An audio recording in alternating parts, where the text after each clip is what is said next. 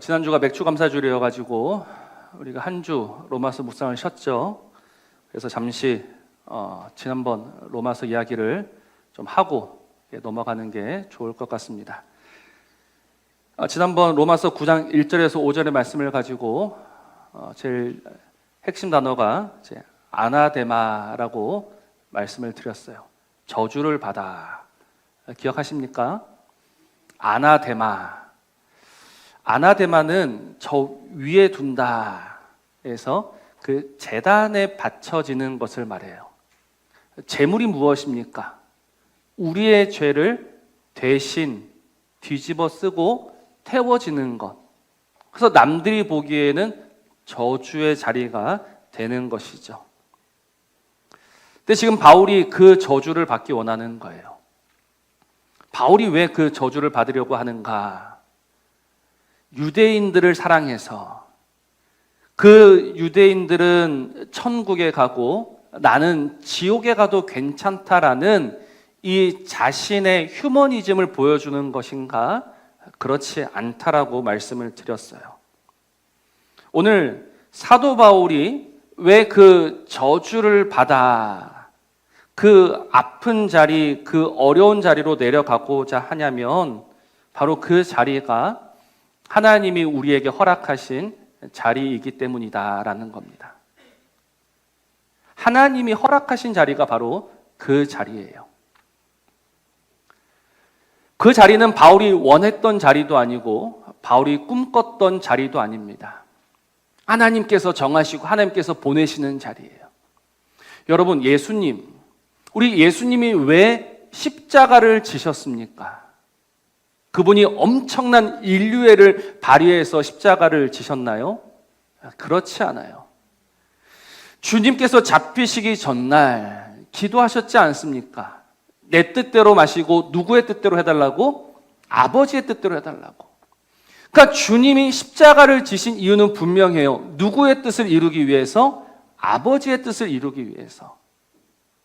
그래서 그 저주의 자리는 하나님께서 준비하셨던 그리고 그 아들에게 주신 자리예요. 그리고 이제 바울이 그 자리로 내려가는 거예요. 왜? 그 자리가 우리 하나님으로 말미암아 영광의 자리가 되고 승리의 자리가 되기 때문에. 그래서 얼마든지 그로 내려가는 거예요. 원래는 이 유대인들, 이스라엘이 그 자리로 가야 했죠. 그 자리로 가라고 하나님께서 모든 좋은 것들을 주셨습니다. 양자됨과 영광과 언약들과 율법과 모든 좋은 것을 주셨어요. 그러나 그들은 그 자리를 거절합니다. 우리가 왜 그 자리로 가야 합니까? 라고 여전히 그 자리에 버티고 있으니 사도 바울이 그게 마음이 아픈 거예요. 하나님의 뜻을 이루어야 하는데 하나님의 뜻이 이루어지지 않는 게 마음이 아픈 거예요. 그래서 자신이 그 자리로 내려가는 거죠. 그러면서 사도 바울이 자신의 형제, 자신의 고륙을 미워합니까? 그렇지 않아요. 사도 바울이 여전히 그들을 사랑하고 여전히 그들을 위해요. 그래서 사도 바울이 원했던 게 무엇이냐면 내가 지금 그 자리로 가니 너희들은 좋은 자리로 가라, 이게 아니라 예수님께서 먼저 아나데마의 자리로 가셨고 그리고 내가 이제 그 뒤를 이어서 가고 있고 너희들도 그 자리로 와야 된다라고 이야기하고 있는 거예요. 왜냐하면 그 자리가 구원의 자리고 영광의 자리고 승리의 자리가 되기 때문에. 그래서 지금 사도 바울이 앞장서 가면서 유대인들을 사랑하면서 그들을 위해서 너희들도 결국 이 자리로 와야 한다라는 이 이야기를 하고 있는 거예요. 여러분, 유대인들은 구원을 받습니까? 못 받습니까? 유대인이라서 구원을 받습니까? 예수를 믿어서 구원을 받습니까? 예수를 믿는 자는 유대인이나 이방인이나 구원을 받는 거예요. 그래서 지금 그 하나님의 약속이 폐하여졌다라고 합니까? 폐하여지지 않았다라고 합니까? 폐하여지지 않았다라고 이야기하는 거죠. 하나님께서 유대인들을 버리신 게 아니에요. 하나님께서 유대인들을 끊어내신 게 아니에요. 이제 그 유대인들 가운데 예수 믿는 자들, 그들을 구원하시는 게 하나님의 뜻인 거예요. 그래서 오늘 6절은 이렇게 이야기합니다. 하나님의 말씀이 폐허진 것 같지 않도다. 이스라엘에게서 난 그들이 다 이스라엘이 아니다라고 이야기하고 있죠.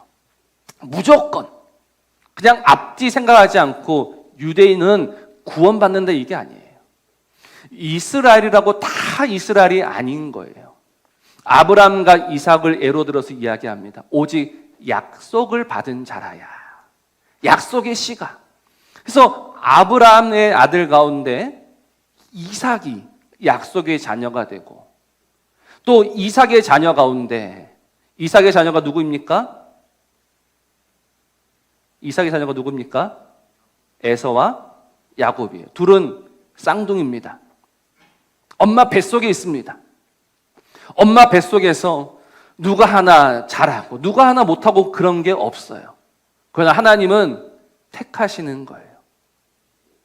큰 자를 택하지 아니하시고 작은 자를 택하시어서, 내가 에서를 미워하고 내가 야곱을 사랑하였다라고 하시면서 그 이스라엘 가운데 하나님의 택하심을 따라서 구원받는 자, 참 이스라엘이 생겨나기 시작한다라는 거예요. 근데 제가 이 말씀을 왜 계속해서 강조하냐면, 이 로마서 9장, 10장, 11장을 읽다 보면 좀 헷갈리는 부분들이 많아지기 때문에 그렇습니다. 다시 이 혈통으로서의 유대인들이 구원받는 것 같아요. 11장 1절 말씀을 보면 하나님이 자기 백성을 버리셨느냐?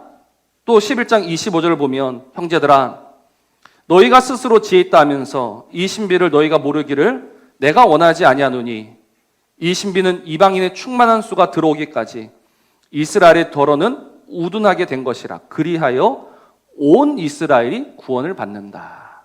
온 이스라엘이 구원을 받는다. 그러니 결국 그 구약의 이스라엘, 그 구약의 유대인들도 구원받는 것 아니냐라는 이 희한한 결론에 이르게 되는 거예요. 이것 때문에 어떤 사람들은 예루살렘으로 돌아가자 이런 운동을 펼치기도 합니다.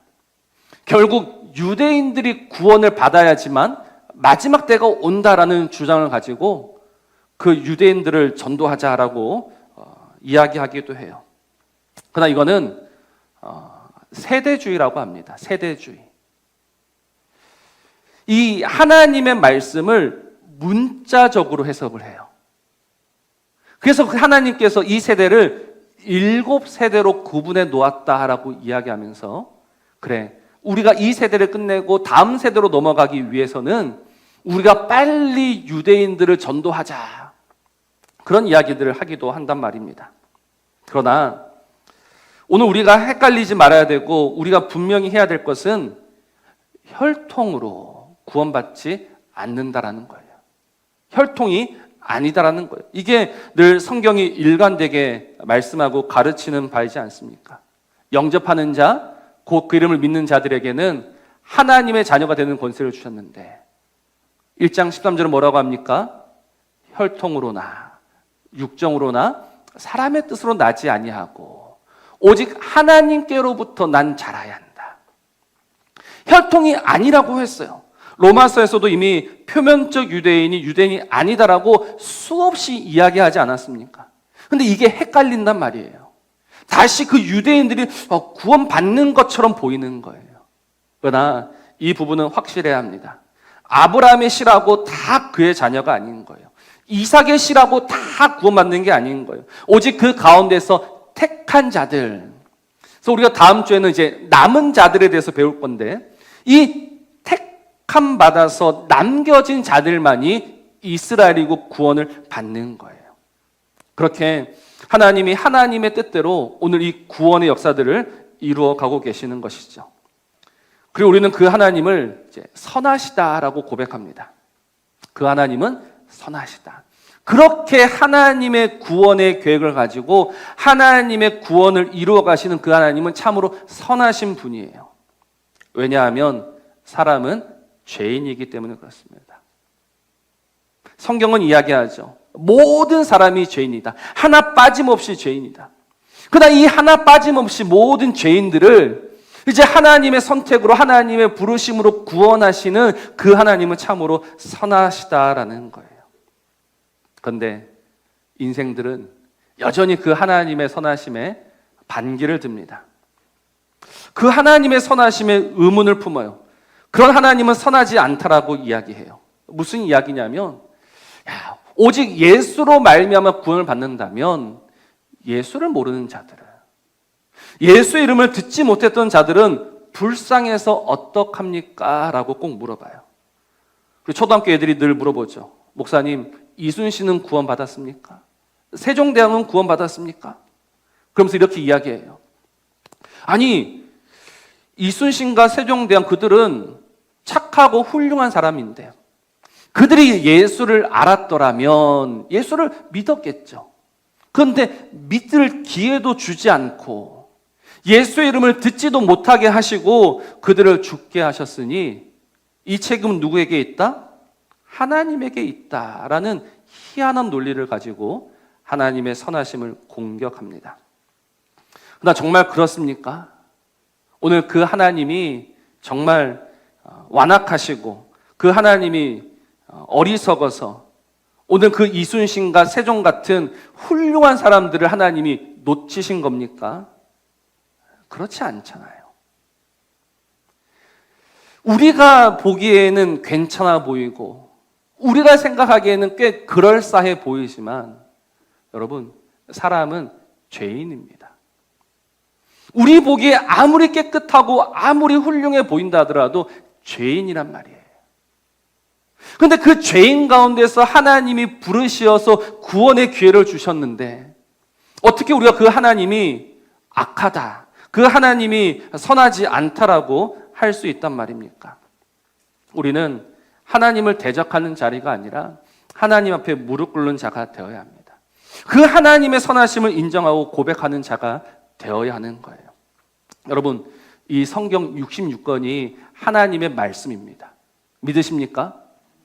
이 성경 66권이 하나님의 말씀인데 누가 이거를 하나님의 말씀으로 정했습니까? 천주교는 성경이 몇 권입니까? 6권 더 많습니다. 그러면 우리는 66권이고 그들은 72권인데 누가 이 66권을 성경이라고 정했나요? 사람들이 정했나요? 갑자기 제가 너무 어려운 질문을 드린 것 같은데 성경 66권이 하나님의 말씀인 이유는 하나님이 이게 말씀이다라고 하셨기 때문에 그런 거예요. 그 사람들은 이걸 듣고 그거는 모순이다라고 이야기해요. 그거는 오류다예요. 순한 논중의 오류다. 하나님의 말씀이 왜 하나님의 말씀이냐? 하나님의 말씀이라고 하셨으니 말씀이다. 맞아요, 틀려요? 동의가 안 되죠. 우리가 생각하기에는 우리 기준에는 그 모순인 거예요. 왜 이게 하나님의 말씀이냐? 하나님의 말씀이라고 하셨으니 말씀이다. 야, 그건 뭔가 이상한데? 그런데 여러분, 하나님이 누구십니까? 하나님을 우리는 이럴 때 뭐라고 부르냐면 제1원인이라고 부릅니다. 뭐라고 부른다고요? 제1원인. 가장 높으신 분이 누구십니까? 하나님이십니다. 하나님이 맞다라고 하시면 맞는 것이고 하나님이 틀리다라고 하면 틀린 거예요. 제1원인이신 하나님은 누구에게 판단받지 않으십니다. 누구의 증언이 필요 없으세요. 우리의 동의가 필요 없단 말입니다. 우리가 모여가지고 우리가 결정해서 지금부터 이거는 하나님의 말씀이야라고 결정해서 말씀이 되는 게 아니에요. 그거는 제2, 제3 원인이 되는 거죠. 하나님은 가장 높으신 분이세요. 가장 높으신 분이 이게 나의 말씀이다라고 하면은 이게 하나님의 말씀인 줄로 알고 믿고 우리는 아멘으로 듣고 순종한단 말입니다. 만약 이게 사람의 결정으로 하나님의 말씀이 된 것이라면 여러분, 이 말씀의 권위는 사람의 권위에 근거하는 거예요. 사람이 결정했으면 이거는 하나님의 말씀이 될 수가 없단 말입니다. 근데 하나님이신 그분이, 가장 높으신 그분이 이게 내가 너희에게 주는 나의 약속이고 나의 말씀이라고 하셨으니 우리는 그냥 그 앞에 꿇어 엎드려 그 말씀을 받는 거예요. 오늘 구원도 마찬가지입니다. 오늘 모든 사람이 죄를 범하였으면 하나님의 영광에 이를 수 없어요. 이르지 못해요. 근데 하나님께서 그 죄인들 가운데 하나를 부르시어서 의롭다 하시고 그를 영화롭게 하시며 그를 자녀 삼아 주신 거예요. 근데 그렇게 하나님의 백성, 하나님의 자녀가 된 자들이 왜 늘 하나님 앞에 서가지고 하나님 저 사람은 어떻고 이 사람은 어떻고 왜 늘 그 하나님 앞에 의문을 제기하면서 살아가느냐? 여러분, 이게 정말 우리가 이 사람과 저 사람을 안타까워해서 정말 그들을 불쌍히 여겨서 이 질문을 한다라고 생각하십니까? 그렇지 않아요. 우리 안에 늘 하나님을 대적하고 하나님과 맞서려는 우리의 그 못된 자아가 여전히 그 하나님 앞에 서 있는 거예요. 그래서 하나님을 알지도 못하고 하나님을 영화롭게도 하지 아니하며 언제나 그 하나님의 자리를 노리면서 하나님을 깎아내리면서 우리가 그 위에 올라서려고 한단 말입니다. 근데 그게 죄고 그게 악이고 그게 잘못된 거예요. 그래서 오늘 바울은 토기장의 이야기를 합니다. 토기장이는 주인이다. 흙 한 덩이를 가지고 귀하게 쓸 그릇도 만들 수 있고 천하게 쓸 그릇도 만들 수 있다. 주권은 누구에게 있다? 토기장에게 있다.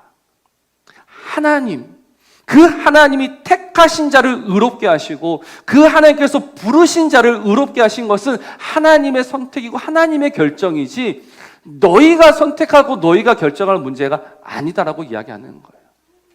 그래서 너희는 그 하나님 앞에 반문하는 자가 아니라 그 하나님의 결정을 선하다라고 고백하면서 받아들이는 자가 되어야 한단 말입니다. 우리는 날마다 이 하나님의 선하심을 고백하며 그 하나님의 선하심 아래에 무릎 꿇는 자가 되어야 해요. 이 사람을 가리켜서 이스라엘, 참 이스라엘이라고 합니다. 이 참 이스라엘은 그 하나님의 선하심에 도전하지 않습니다. 그 하나님의 선하심에 물음표를 붙이지 않습니다. 언제나 그 하나님의 선하심을 인정하며 고백하며 그 앞에 엎드리는 거예요. 그럼 어떻게 그 이스라엘은 그렇게 할 수 있는가?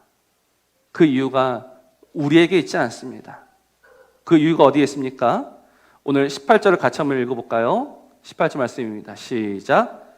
그런즉 하나님께서 하고자 하시는 자를 긍휼히 여기시고 하고자 하시는 자를 완악하게 하시느니라. 아멘. 오늘 우리가 어떻게 하나님의 선하심을 고백하며 하나님의 선하심 아래 무릎 꿇게 되었는가? 누가 그 일을 하셨다? 하나님이 하시는 거예요. 여러분, 사람의 마음은 굳은 마음입니다. 사람의 마음은 완악한 마음입니다. 하나님이 바로를 완악하게 하셨다라고 표현하고는 있지만 여러분, 바로의 마음이 원래 말랑말랑했었는데 하나님이 그 말랑말랑한 마음을 딱딱하게 하셨습니까? 아니면 원래 딱딱한 마음을 딱딱한 마음으로 내버려 두셨습니까? 내버려 두시는 거예요. 바로가 듣고 돌이켜서 그 마음이 연한 마음, 부드러운 마음이 되어서 회개하려고 했는데 하나님이 다시 그 마음을 강팍하게 만드시고 완악하게 만드셔서 그를 버리신 것이 아니라 여기서 하나님이 그의 마음을 완악하게 하셨다는 것은 그 마음을 내버려 두시는 거예요. 그 딱딱한 마음을 딱딱한 마음으로 내버려 두셨다라는 의미예요. 근데 오늘 우리는 어떻습니까? 오늘 우리의 마음도 바로의 마음처럼 딱딱한 마음이었고 완악한 마음이었어요. 근데 에스겔서 36장 26절 말씀을 보니까 하나님께서 우리 안에 오시어서 하셨던 일이 무엇이냐? 굳은 마음을 제하여 주시고 부드러운 마음을 주시는 거예요. 이게 하나님이 우리를 긍휼히 여겨주시는 거죠. 이게 하나님이 우리에게 베푸신 은혜죠. 그래서 그 부드러운 마음으로, 연한 마음으로 그 하나님의 선하심을 고백하면서 맞습니다, 하나님이 선하십니다라고 고백하면서 그 앞에 나아갈 수 있음이 오늘 저와 여러분이 하나님에게 받은 은혜와 선물이다라는 사실입니다. 근데 제가 오늘 이 말씀을 곰곰이 묵상하는 가운데 참 이 마음이 무거워지는 일이 있었습니다. 그게 무엇이냐면 이 은혜로 시작했다가 이 은혜로 마치는 인생이 되어야 하는데 이 은혜로 시작했다가 꼭 화로 저주로 끝나는 인생들이 있는 거예요. 여러분, 이스라엘이 은혜로 시작됐습니다. 그러나 이 은혜로 시작됐는데 주님이 그들을 보시면서 하셨던 말씀이 무엇입니까? 화 있을진저, 저주가 있을지어다. 왜 은혜 가운데 부르셨는데 왜 저주로 마치게 되었는가?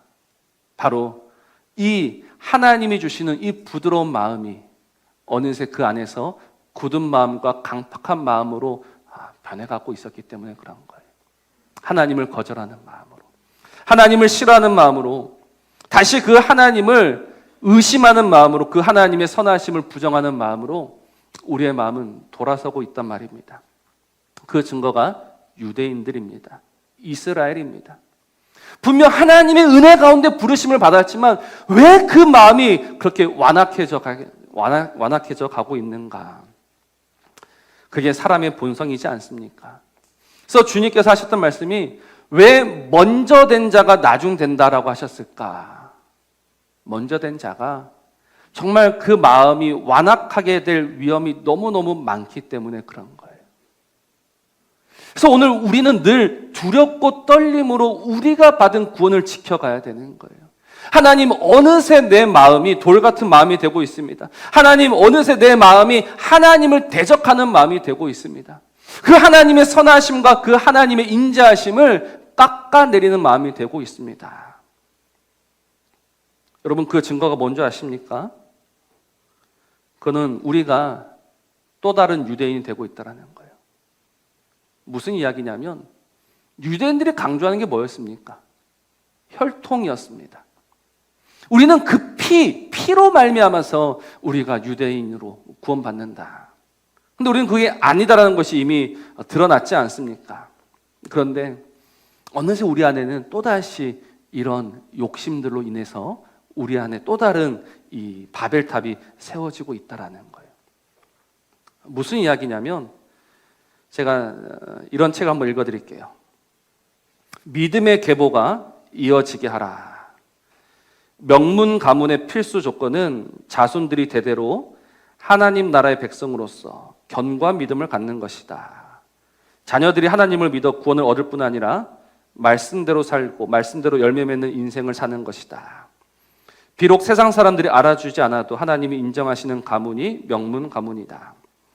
아무리 사회적으로 성공했다 하더라도 자녀들이 신앙을 전수받지 못하고 세상의 부와 명예에 취해 산다면 그 가문은 실패했다고 할 수 있다.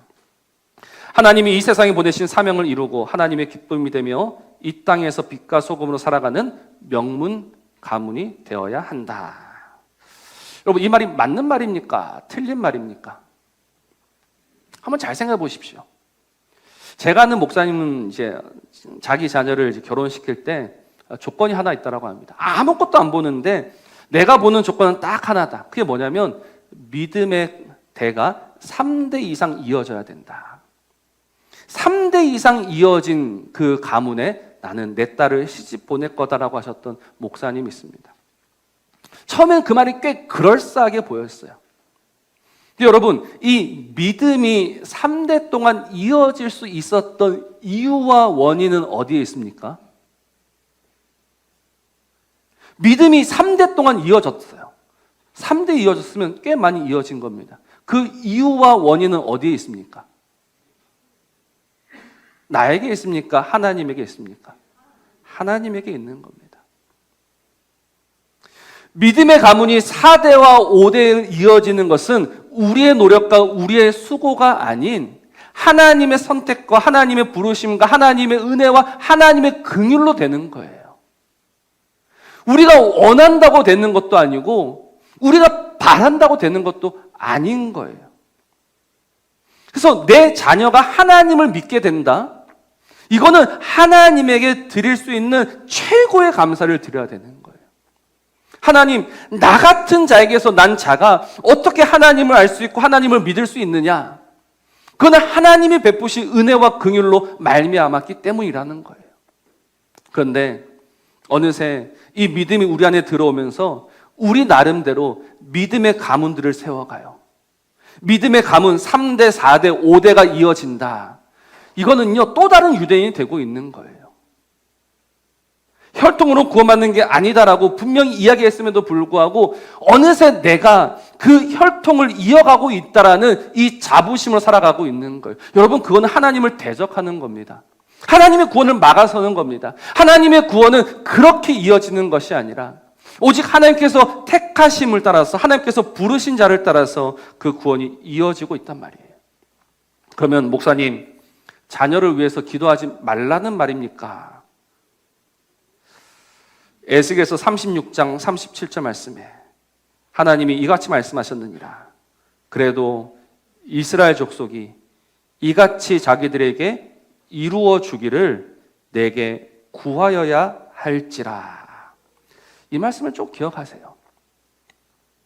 이같이 자기들에게 이루어 주기를 내게 뭐 해야 한다? 구해야 한다, 기도해야 한다. 여러분, 하나님은 이미 구원받을 자를 정하셨습니까? 정하지 않으셨습니까? 정해두셨어요. 그런데 하나님만 아세요. 그럼 오늘 우리의 역할과 우리의 책임은 무엇이냐? 기도하는 겁니다. 내가 기도해서 구원받지 못할 사람이 구원받는 게 아니라 나의 기도를 통해서 구원받기로 작정된 자들이 구원을 얻는 거예요. 그래서 고린도전서 7장 16절 말씀을 보면 아내된 자여 네가 남편을 구원하는지 어찌할 수 있으며 남편된 자여 네가 네 아내를 구원하는지 어찌할 수 있으리요? 몰라요. 모르니 기도하는 겁니다. 하나님, 내 기도를 듣고 이 사람 무조건 구원해 주세요가 아니라 나의 기도를 통해서 하나님의 뜻이 이루어지기를 원합니다. 하나님께서 부르신 자라면 오늘 나의 기도를 통해서 하나님의 부르심이 효력 있는 부르심이 되어 그 사람이 하나님께 돌아오게 하여 주옵소서. 그러나 내 뜻대로 마시고 누구의 뜻대로 하옵소서? 아버지의 뜻대로 하옵소서. 그렇게 아버지의 은혜 가운데, 아버지의 부르심 가운데, 아버지의 긍휼 가운데 이 구원이 이어져 가는 거예요.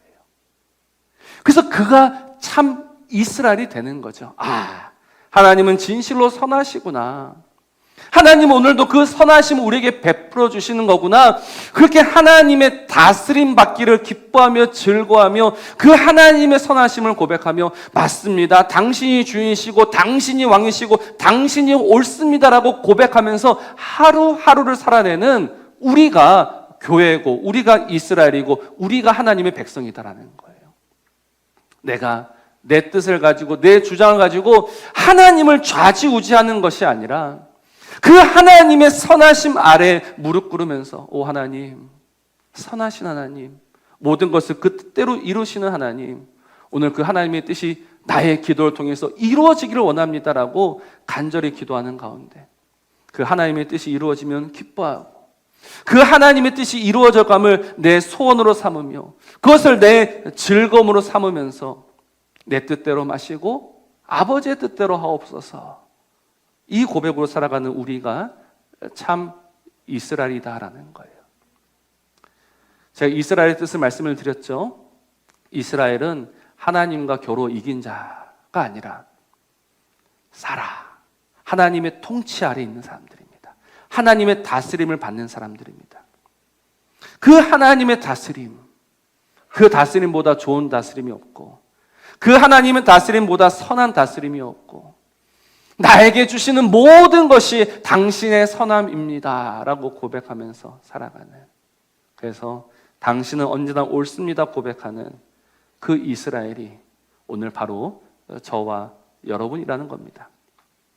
오늘 우리의 삶을 돌아보면 물음표가 참 많습니다. 하나님, 이거는 뭡니까? 이건 도대체 알 수가 없습니다.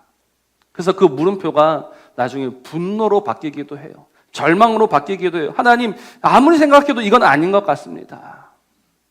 그러나 하나님께 은혜를 입은 자들은 그 물음표를 기도로 또 감사로 바꾸어 나가는 사람들입니다. 정말 하나님, 내가 당신의 뜻을 모르지만 내가 아는 건 하나 있습니다. 그럼 바로 하나님이 선하시다라는 겁니다. 하나님은 언제나 옳으시다라는 겁니다. 그 하나님이 나의 하나님이시다라는 겁니다. 이 믿음 가지고 오늘도 살아가겠습니다.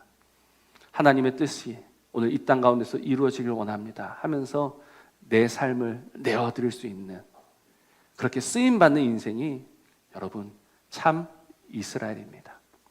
오늘 이 이스라엘로 부름받은 여러분들을 주님의 이름으로 축복합니다. 그래서 그 하나님의 선하심과 인자하심이 평생 우리를 따라오면서 그 하나님께 붙들린 바 되어서 그 하나님 앞에 이르게 되는 저와 여러분이기를 주의 이름으로 축복합니다.